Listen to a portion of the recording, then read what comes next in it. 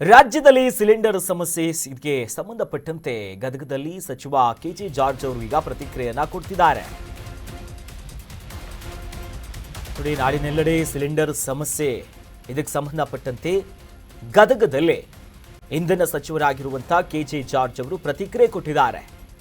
Cylinder ಕೊರತೆಯ ಬಗ್ಗೆ ನಮ್ಮನ್ನು ಕೇಳಿದ್ರೆ ಹೇಗೆ ಅಂತಿದ್ದಾರೆ ಸಚಿವರು.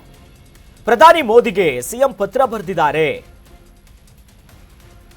ಆದರೆ ಕೇಂದ್ರ ಸರ್ಕಾರದವರು ಅದಕ್ಕೆ ಸ್ಪಂದಿಸಬೇಕಲ್ಲ.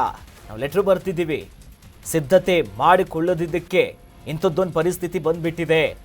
ಇದು ಸಚಿವ ಕೆಜೆ ಜಾರ್ಜ್ ಅವರು ಕೊಟ್ಟಿರುವಂತಹ ರಿಯಾಕ್ಷನ್. ರಾಜ್ಯದಲ್ಲಿ ದೊಡ್ಡ ಮಟ್ಟದಲ್ಲಿ ಈಗಾಗಲೇ ಸಿಲಿಂಡರ್ಗಳ ಅಭಾವ, ಕೊರತೆ, ಗ್ಯಾಸ್ಟ್ರಿಕ್ ಸಮಸ್ಯೆನೇ ಜನರಿಗೆ. ಯಾಕಂದ್ರೆ ಊಟನೂ ಸರಿಯಾಗಿ ಸಿಗ್ತಿಲ್ಲ, ಹೋಟೆಲ್ಗಳು ಬಂದಾಗಿದೆ, ಅದಕ್ಕೆ ಒಂದಕ್ಕೊಂದು ಅಸೋಸಿಯೇಟೆಡ್ ಆಗಿರುವಂಥ ಎಲ್ಲ ಕಾರ್ಯವೈಖರಿಗಳು ಬಂದಾಗ್ತಿದೆ.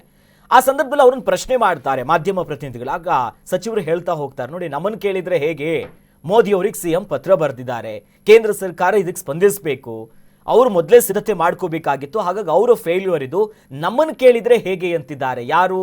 ನಮ್ಮ ರಾಜ್ಯದ ಇಂಧನ ಸಚಿವರು. ಅದು ಸಮೇತ ನಮ್ಮನ್ನು ಕೇಳಿದ್ರೆ ಪತ್ರ ಬರೆದಿದ್ದಾರಲ್ಲ, ಪತ್ರ ಬರೆದಿದ್ದಾರೆ, ಅದಕ್ಕೆಲ್ಲ ಸ್ಪಂದಿಸಬೇಕಲ್ಲ.